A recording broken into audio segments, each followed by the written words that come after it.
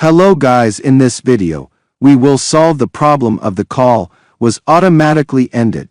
When connecting a very simple method, all you have to do and follow the steps explained in this video.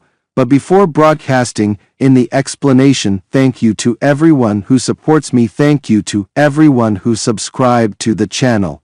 And I invite you to subscribe to the channel. Now let's go through the explanation. The first step, my friend, do it, and it is go to your settings, then click on mobile networks, then click on mobile data, then click on the preferred network mode, and here you choose the automatic mode. This is the first step. The second step, my friend, is it goes to your phone interface, then click on settings, then click in the settings search engine and write reset, then click on reset and click on reset network settings. Then you reset the network settings to the default settings for mobile data and Wi-Fi data and everything, and thus the problem will be solved. But you have to restart your phone at very important step. This was the topic of today's video. I hope it was you may have liked and benefited.